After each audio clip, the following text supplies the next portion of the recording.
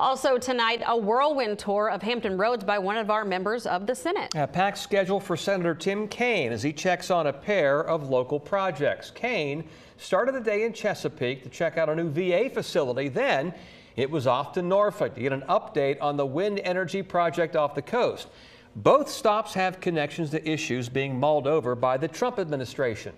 10 Your Side's Brett Hall has more for us live in Chesapeake. Brett? Yeah, we're focusing tonight on this new nearly 200,000 square foot outpatient Veterans Affairs clinic off Battlefield Boulevard in Chesapeake, set to open up on April 17th. However, following a tour, both Senator Tim Kaine and Congressman Bobby Scott says they're concerned because there's supposed to be 550 professionals working in here to provide care for veterans. They say when it opens up, there'll be 400 less. When it was announced that the Veterans Affairs Administration was building a new outpatient clinic off Battlefield Boulevard in Chesapeake, the goal was to help take the load off the aging VA Medical Center in Hampton. 68% of veterans served by the Hampton VA live on the south side anyway, but following a tour today, instead of a celebration, lawmakers Tim Kaine and Bobby Scott had questions. Why make an investment like this for veterans and then hobble your ability to have the professionals who are going to provide the care that the veterans need?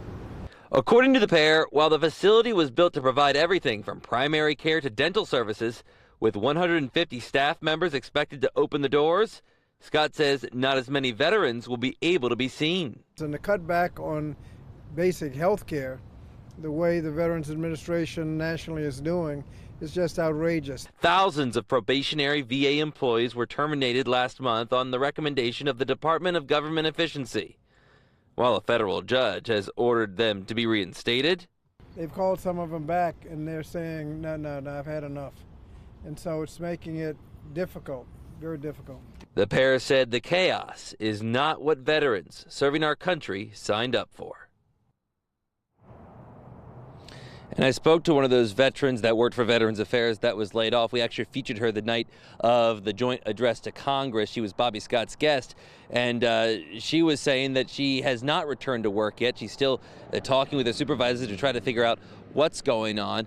Another thing I want to bring up is that we didn't get any pictures inside today because we weren't allowed in. Now, that's happened before on tours at the VA, but we weren't even allowed to interview the senator and congressman on property. They were told, along with us, to get to a public sidewalk. The VA didn't want us there.